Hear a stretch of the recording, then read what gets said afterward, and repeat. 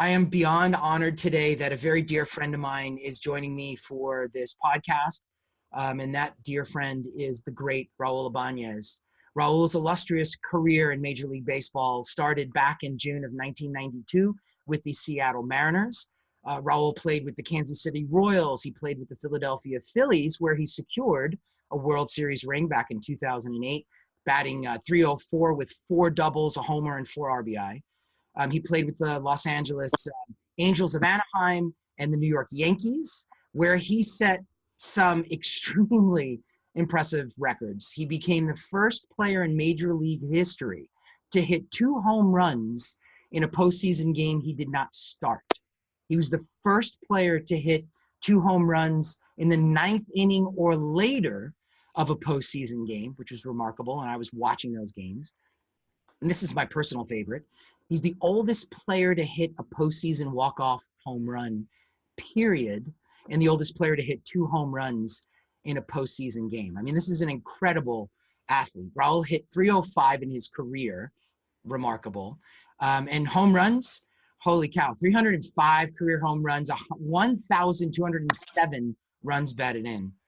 On top of that, with all these bragging rights, leave it to the Sports Illustrated questionnaire, where they gave out a questionnaire about just a whole bunch of tips on players, questions about players. 290 Major League Baseball players over their careers at different times they played, past and present, voted Raul Ibañez the second nicest man to ever play the game. I was mad by that result. I love Jim Tomei, who was number 1, but I actually screamed when that came out to my wife. I disagree. Raul clearly is the nicest guy. And super smart at that. His knowledge of baseball, his knowledge of health and fitness is second to none. I always felt that Raul was someone who approached his sport and his craft as if it was a military exercise. Raul, you played 19 seasons of professional baseball. Remarkable. If we look at the numbers, players who were drafted in 92 included one of the greats, Derek Jeter. He retired in 2014. You actually had a later date and a longer career than the great Derek Jeter. So the reason I'm mentioning this, I want to segue to, a lot of young players would always come to me and say, I want to age like Raul. I want to be as fit and healthy as Raul. What do you attribute your longevity to in Major League Baseball?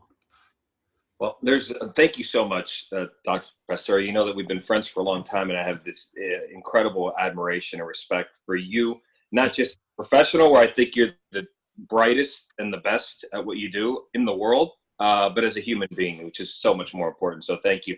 I think that it starts with the passion and the drive and the love of the game and the playing and trying to play for as long as you possibly can. At an early age, I had a strength coach named Lou Deneen, who is he's currently the strength and conditioning coordinator for University of Alabama, the Crimson Tide basketball, so their basketball team. And Lou said to me, the one emotion I never want to feel, Raul, is regret. And he said it's a very powerful emotion. And he may not know this to this day, but that really struck a chord with me. And that was my main objective, was I never want to feel regret. When it's all over, when it's all said and done, I want to know that I did everything in my power to be the best that I could be. And, success is not becoming the best player on the planet. Success is becoming the best player that you can be. That's what success meant to me. Did I get everything out of all my God-given abilities and all my God-given talent? And did I overturn and uncover every stone and try to find the best way to stay on the field as long as I can? So I know we're going to dig deeper and go down this rabbit hole here, but I think it starts with that. Wow, that's pretty profound, and that's great. I love the Crimson Tide, and I love what their organization has done. I've met several of the people involved in that organization when I've been lecturing, and I'm actually moving more into lecturing for pro sports since I retired from practice. And thank you for the kind words, Raul. I'm so humbled. I don't know what to say. I stand on the shoulders of my own giants and heroes that I've had the honor of studying with and learning from to be the best I could. But that's very profound wisdom that you portrayed there. And one of the things that I think eludes a lot of people that are pursuing anything, particularly in sport, is how challenging it is. And you're going to have to dig deep. There are those days you could be as fit as possible, but there's these days where you have to dig deep. I mean, don't they refer to, I've had a couple of guys call the season of Major League Baseball, particularly if you're as lucky as you have been being in the postseason so frequently. They call it the grind. It's so intense. We're changing time zones. You're going from a game that may have, 19 innings sometimes, where there's these crazy 14 innings. I'm kidding, but there are these really long, and you just came off this streak. Congratulations on an amazing season with the Dodgers. Super long game there. Is there another level of like mental strength in addition to physical strength you need when you're facing that? I mean, think of Raul. I talk about, those two post ninth inning home runs you did. Where does that extra gear come from when it's like a 12th inning and all that's on you? Well, that's why I think that's why the discipline is so important. And it's the discipline and the drive and the internal dialogue that you have with yourself and trying to silence the voice of reason in your head while you're training. The voice of reason that says, you should probably stop on this last squat rep right here because the weight feels like, even though you have somebody behind you spotting you should probably spot. And when you get up and you get the lightheaded, dizzy feeling and having the discipline and the drive to continue pushing through that, or the discipline to eat correctly. Once I met you and you transformed, especially the latter part of my career, once I met you and you transformed the way that I ate and taught me how to eat and told me what I should be eating personally, not what was good for my teammates, but what was good for me personally. That totally transformed it. But you have to have the discipline and the willingness to live that way. I mean, I remember walking over to my pantry and my wife Terry's like, "What are you doing?" I go, "All of this crap that I eat, it's got to go. We can't, I can't eat it." She said, "Well, we don't have to stop eating it, her and the kids." And I go, "I'm not telling you to, but whatever I've been eating, I got to stop doing it because Dr. Pastore told me I didn't stop doing it." So I think that it ties back into the discipline and the diligence of doing everything in your power to maximize your ability. And then when you push yourself that way, when you push yourself in how you eat, when you push yourself in how you train, when you push yourself in how you sleep, when you push yourself by, sleeping in a hyperbaric chamber if need be, when you push yourself that way, you almost feel like you deserve success. And you almost feel like you're in an advantageous position when the going gets tough, when the September rolls around, when the grind of the extra innings, you almost feel like you're built for that. And that's how you should train as an athlete. That's incredible. Wow. So it was really never a surprise. You were preparing for that ahead of time. Wow. And Raul, talking about one of my favorite topics, nutrition in sport, right? I think that it's still so misunderstood. And thank you for saying in your words what my mantra was. I always believed one person's food can be another person's poison. I know I'm being dramatic with that. It's not an actual poison, but if it's affecting your life in so many ways, maybe we could think of it that way, to use that nomenclature. And I have also always preached we are all biochemically unique. I would never have said, the diet that works for Raul Ibañez would work for Raul's wife or my wife or some other ball player. That is a huge mistake. So I've had so many issues with the food pyramid, the My Plate. Anytime they came out, I get that we have to have global recommendations. I still think they could be better. But in sport, it really takes that fine tuning. Now, I know the answer here, but I hope you don't mind me asking it, is could you talk a little bit about how your career changed when you started following a path of eating a specific way for your body? Oh, totally. I'm glad we got here. So in 2009, after the postseason, after the World Series, I'm on anti-inflammatories, second half of the year, huge pain. I'm having surgery. I can barely walk down the steps the day after the World Series. On pure adrenaline and anti-inflammatories. I go and have the surgery, come out, do the rehab. And the director of rehab says, "Well, you should be good by now." My physical therapist says, "Well, you should be good by now," but I still can't run 40 yards.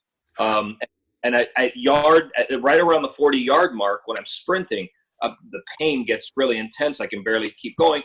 So through a mutual friend, I find out about you, Dr. Pastore. And so we do the blood work. and check me out, and you call me back when the blood work comes back, and I'm in my bathroom at home in Florida, and you go, you have an allergy to gluten and dairy, and you have this and you have that, and you start going down the list of stuff, and he's like, and if you stop eating these things, you're gonna feel significantly better. So I had been training my butt off for however many years. I had been doing everything in my power, and now I've got this man that's a genius at his craft, and you're telling me I can't have gluten and dairy? I thought for a second, I looked at the phone, I was like, I was going to throw my phone out the window. What does that mean? How is that going to help me run past the 40-yard mark? And you began to explain it to me, and within 5 days of eliminating gluten and dairy from my diet, I could run a 100-yard sprint. I was sold at that point. I was completely sold just by eliminating that. And needless to say, then, vitamins and incorporating all of the other nutrients that I needed. But the 5 days after the gluten and dairy, I couldn't believe it. And every morning, I was having piles of gluten, and I had no idea. I had no idea what gluten was. I was like, what is gluten? So I had to get on the internet and find out. So thank you. Thank you for that. God, no, wow, that's not why I asked the question, but I'm so thrilled about that. And one of the things, Raul, that I found so interesting in my career, my academic career, and more so in my practicing career, working on great athletes such as yourself, was the misunderstanding, the inability for great athletes to have the tools that show them what they're consuming drastically affect their inflammatory cascade. So the bulk of the human immune system resides in the gastrointestinal tract.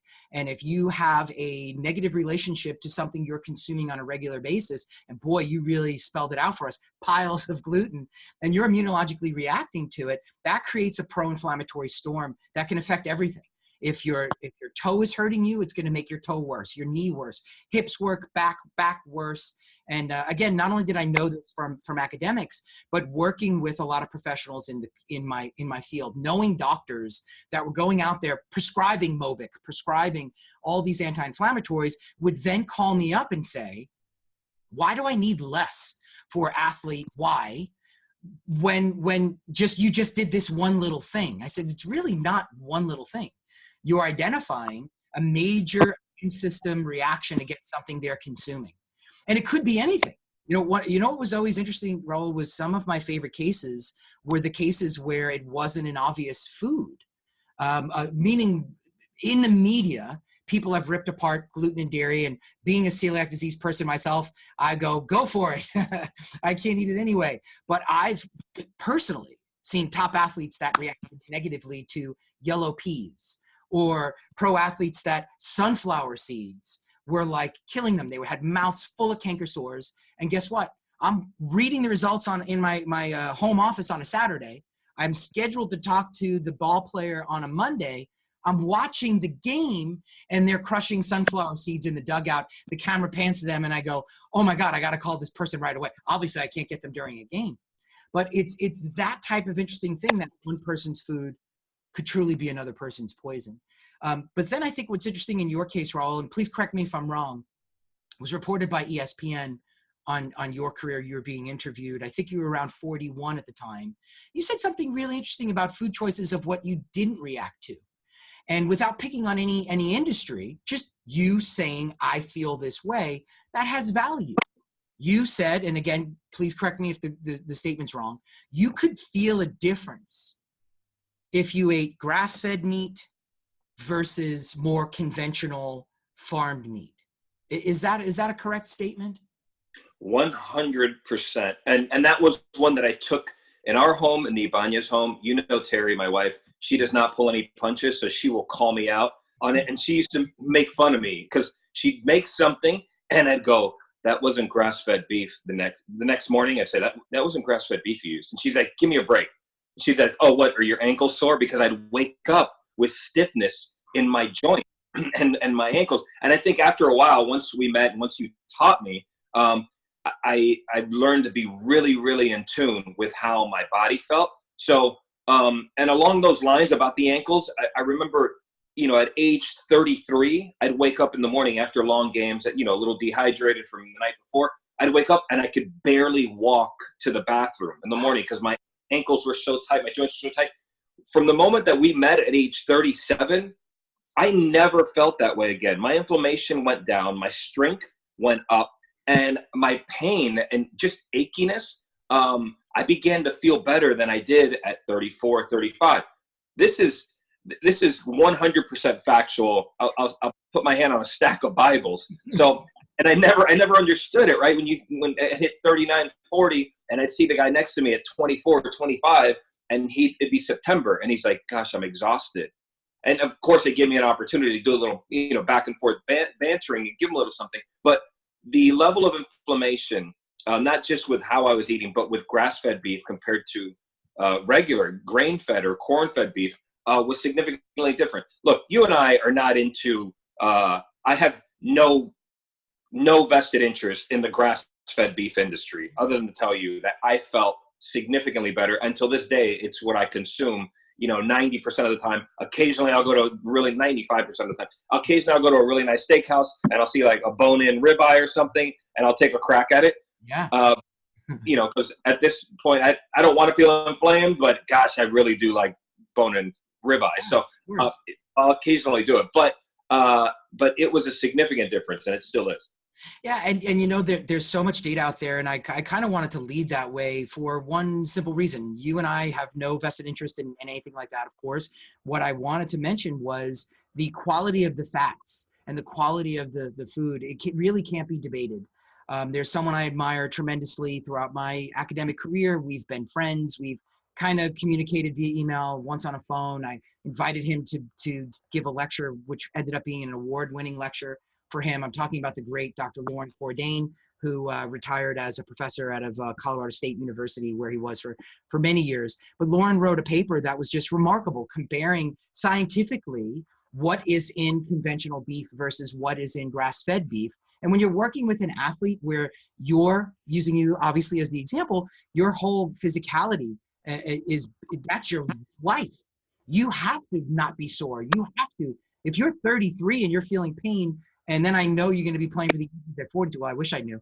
At 42, that's a real big deal for you to be in an optimal, least amount of inflammation as possible. So nourishing yourself with anti-inflammatory foods after you subtracted what you immunologically react to is basically a prescription for longevity in sport. If somebody had to soundbite me, of course, fixing a clinical deficiency, right? That's urgent. If you have an infant that has anemia due to a milk allergy, which is how we learned about how dairy allergies or food allergies could cause deficiencies, really comes out of, sadly, what we know about infancy and children growing up with that type of allergy. The solution by conventional thought is, well, they'll grow out of that. You were proof at 37 that is not the case. And what was so great and fun for me in my career, not only because you're such a, what I just so admired what you could do and the ability you did have as an athlete, on top of that being just a phenomenal, wonderful human being to be around, then to watch this just continued excellence. That year we worked together, if you don't mind me mentioning, the joy to watch you get to 20 home runs by June of 2009 was just astonishing. To watch you playing with the Phillies while we were working together and go 5-5 on a Cinco de Mayo game and be player of the game. And I love that. I loved watching that. The word on the street within Major League Baseball, meaning professional players from all teams, were coming into my office just constantly saying, I want to be like this guy. It wasn't I want to be like Mike. It was I want to be like Raul. That was, honest to God, the entire saying in my practice. And you were really a poster child for my work. And I humbly, from the bottom of my heart, thank you for that.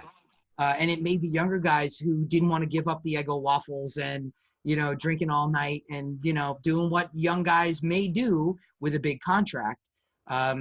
You made it a lot easier, no pun intended, to swallow and digest what we needed to do. We needed to get to work. We needed to have discipline. We needed to identify what is your relationship with your diet. I always wanted to know, Raul, when yourself included, when someone's sitting across from me, I was just fascinated. The fascination and the love of what I did didn't go away. What was Raul's relationship on an immunological level to what he was eating? And could that have had a negative effect, not just on inflammatory pathways, but on deficiency pathways? Like what I have known is, going back from pediatrics, a child allergic to dairy is more prone to anemia.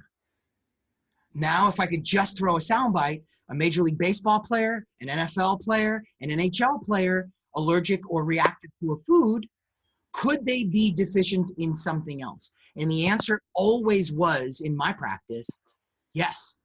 I would see relief pitchers, Raul, where they would have low levels of collagen-producing substances, hydroxyproline, hydroxylysine, maybe they were lower than normal in the essential amino acid lysine, L-lysine, which is a very important nutrient.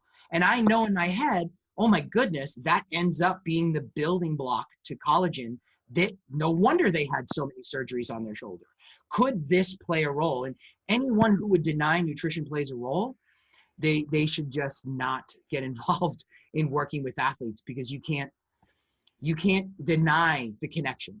And are you seeing now, Raul, since you are on both sides, playing, making changes, being a leader of teams, working with Los Angeles, and the major role you have and the success you got? Every time I turn around, you guys are in the playoffs with the Dodgers. It's like, it's congratulations on that. A lot of that credit goes to the people that are above my pay grade and our great manager and staff and players, but thank you. Well, yeah, everyone says that I've known also the tips you've given them, either in hitting or running or everything, has just said Raul's the man. So you should know that as well. Are you seeing younger players getting it more, Raul, from when you were 37 to now? I think it's much more prevalent when you talk about the strength and conditioning program, the trainers, everybody. It's in Los Angeles, for instance, it's a collaborative effort. It's everybody together, and we take a more holistic approach to dealing with our players and our people and our personnel, our nutrition everything that we do, even on the minor league side. And again, this credit goes to Andrew Friedman and Farhan Zaidi and Gabe Kapler that was there before, who's now in the Philadelphia Phillies manager, he understands nutrition extraordinarily well. But even on the minor league side, the way that we feed our players, it's all organic. It's we try to include grass-fed beef, and so I think as far as the industry goes, it's much further along now, obviously, than it was 8 or 9 or 10 years ago when you and I started working together. And I think that the younger players do understand it because it's already in the locker room. So it's already there. This is just how we eat, right? This is how we eat. And in Philadelphia, to their credit, they did that as well on their own, where they eliminated soft drinks from the locker room there for a while. So even when we went on the road, they eliminated the soft drinks and the candy. It wasn't quite as advanced where, myself and it was at one point, it was a dozen other guys on our team. We were having meals flown in.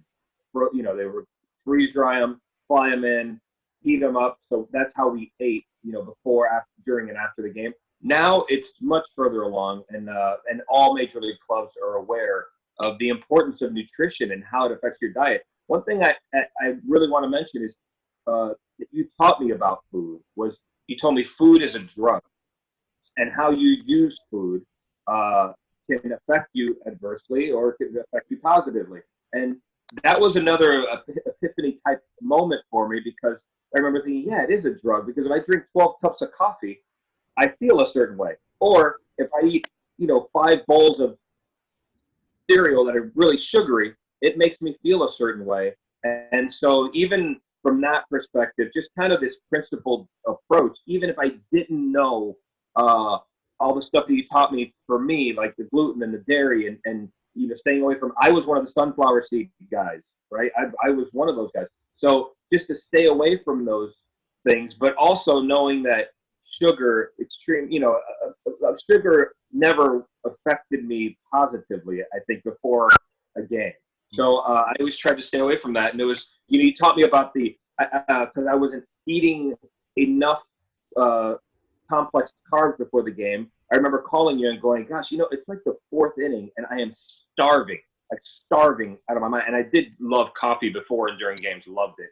And you said baked sweet potatoes is a difference maker. And so I was like, okay, it was one of those moments again where I'm like, all right, I guess. And it totally transformed, the second half of that season for me. I stopped getting hungry. I stopped almost going hypoglycemic during the game because of that. So even simple fixes like that have a transformative effect on performance.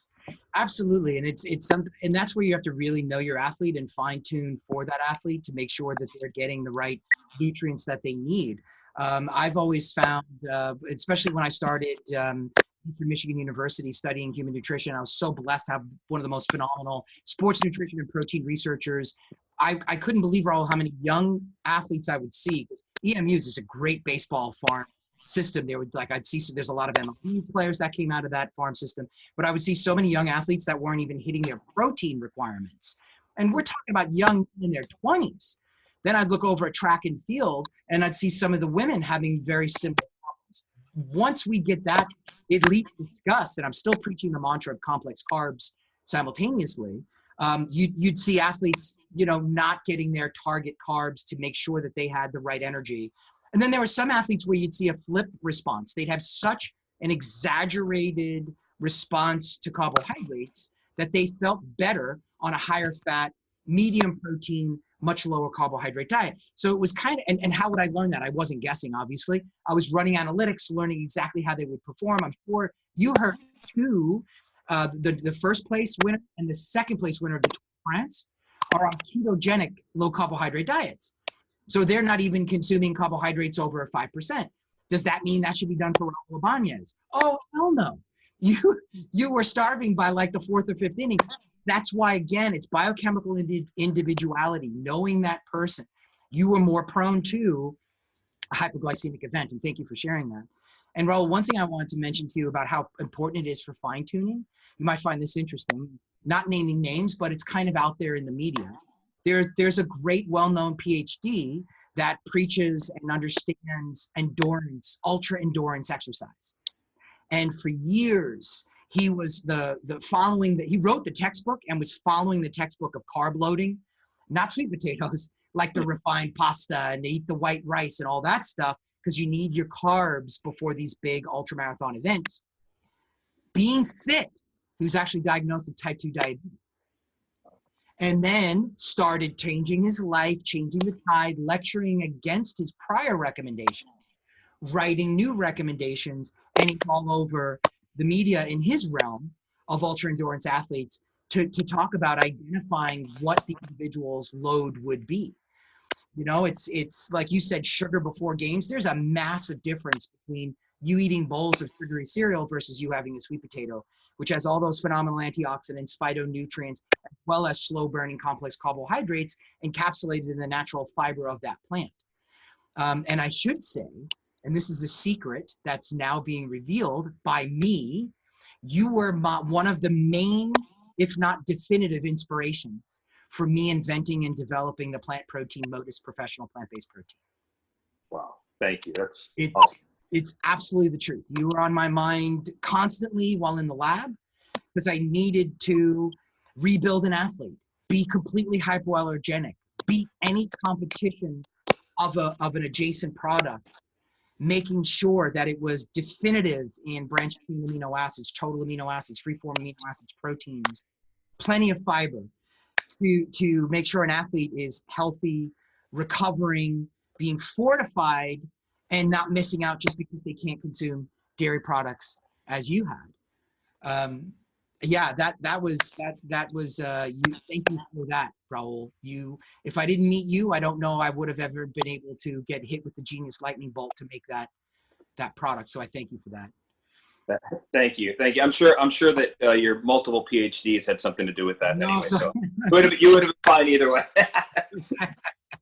What I'd love to ask, if you don't mind, Raul, is now that you're kind of on the other side, right, and obviously very physically fit, you were a part of the grind for many years, 19 seasons. How has your fitness and nutrition changed, if at all, now that you're working in a different realm of Major League Baseball? Well, with the travel, it's a lifestyle, right? It's not a diet. I have gotten more involved as of late in experimenting with the ketogenic type diet. I do like the intermittent fasting. Excuse me. I do like eating that way. Because I enjoy the challenge of going, can you go another hour? Can you go 50 more minutes? Let's see if you can push it tomorrow to 30 minutes further. I enjoy that challenge. And I enjoy the discipline of having to maintain something like that. But I think overall, I still try to eat very similarly. I've pretty much, the only difference is with the carbs, I've pretty much totally eliminated them. Anything that's not a complex carb, anything that's not a vegetable. I don't even, I would still indulge when I was playing in let's say, gluten-free pasta one day, but now I really don't. A lot of that has to do with not being able to afford that caloric intake and the part of it, because your activity goes way down, right? Even now I'm training, you train when you can. So it's 30 minutes, 45 minutes, some days an hour and 15 minutes. But some days it's a 15, 20-minute workout. So I don't want to put any of it into my body, but I also feel way better with the intermittent fasting. I love you turned me on to this years and years ago, the bulletproof coffee, bulletproofing your coffee. Yeah, I remember you telling me that coffee, because I was saying, gosh, I love coffee and I drink it during the game and it makes me feel fantastic during the game. Sometimes I count ceiling tiles at night, but it's okay because during the game I feel really sharp and really alert and present and aware. And you said, don't apologize for drinking coffee. It's got like 300 micronutrients, and you started going on and on. Oh, great! It's a free pass from Dr. Pastore to drink as much coffee as I want. But no, including the fats in the morning, and that's what I'm actually doing it right now. That's awesome. Makes a huge difference. But I love it. I don't think it's changed that much, with the exception that in the last 6 months I've pretty much, and as a Cuban married to a Puerto Rican lady who's a phenomenal chef, I've eliminated rice, from my diet, and so it doesn't mean I'll never have it again. It's just what I'm doing right now. I feel great. I feel great doing it. That's perfect, and it should change, right? You're not. It's kind of like I remember watching. I was a big fan of the Knicks growing up, and fan of all the New York sports teams, and I watched some Knicks retire, and they started just blowing up because they kept the same exact intake when they were running like mad on the court. And then obviously you go, wow, what happened there? We actually, not naming names, but we had a mutual friend that recently retired from baseball. So I turn over to the fitness question. So we got the nutrition part. I'd love to know how your training changed, because what this friend said to me was, Doc, I don't even want to look at a weight resistance training for at least 6 months. My whole life was strength training. And, I had to respect that, right? It's kind of like, even me, I waved the white flag and said, I'm done with textbooks. I need to walk out of graduate school one of these days. You have to stop and change things up. Have you noticed baseball during your time playing versus now, what you do to keep your physical strength level? How has that changed, if at all? Yeah, it's huge, right? And I sympathize with the sentiment of that player, because you've been doing it your entire life, and all of a sudden you get to squat, right? And you get to the bottom of a squat, and when you're doing it, when you're playing, there's a little voice in your head that says, get it up, get it off of your back, get up. And now when you retire, the little voice says, get it up, do one more, get the weight off your back. And the other voice, the voice of reason, goes, why? Why exactly am I doing this? So, and that's the God's honest truth. That's the internal, dialogue. But I still like to do multi-joint movements, compound movements. I'll do things that I didn't do before. Like, I didn't do a lot of overhead pressing, clean type movements, but they are the Olympic lifts, the overhead Olympic lifts, because of shoulder stuff. I didn't do it as a player, but I kind of ventured into that world a little bit because it was different and it's new. I've gotten into cycling. I still squat, but I mainly belt squat. My good friend Brian Hennessy in Philadelphia, strength coach, he's Squat Max. It's called Squat Max MD. It's the best belt squat in the world. He's just a friend, and I'm just telling you that this is the best. So squat heavy. without shearing your spine and without damaging your knees. The weight is centered below your body, so it has no shearing of your spine. So I still lift heavy, but I mix it up. I do like body weight exercises, push up, pull up, because it makes me feel fit. It makes me feel it's nice to be 46 years old and go bang out 12 or 15 pull-ups. It's a good feeling. So I like that as well. But I've also ventured into cycling. Wow. Not the guys that block the street when you're driving. I don't do that. I do it on trails. No offense to those guys. No offense. But I do it more on trails, and it's a great way to see the world, especially down here in South Florida. Great way to see the world, clear your mind. I'll ride past these marinas. It's a beautiful view. I really like that. And I've always been a fan of Brazilian Jiu-Jitsu. So so it's a great cardio thing. As of late, I've been traveling a lot, so I've been out for a few months now, but I'll get back in now during the off season, and just finding different ways to challenge yourself. The Brazilian Jiu-Jitsu gets the technical aspect that I used to think about hitting a baseball all the time, and it pours it into that. So it's almost like a moving meditation, yoga type of feeling afterwards. But it's nice too, because there's if you're getting choked out, I love anything that challenges you internally, to tap or not to tap out. I like that internal type of push and drive that's going on the inside. So I think, condensing the workouts into smaller, some days it's heavier for shorter periods of time. And some days it's a metabolic cardiovascular where I'll just do a circuit nonstop. And the big thing is, you want to challenge yourself. You want to push yourself. You don't have to kill yourself anymore.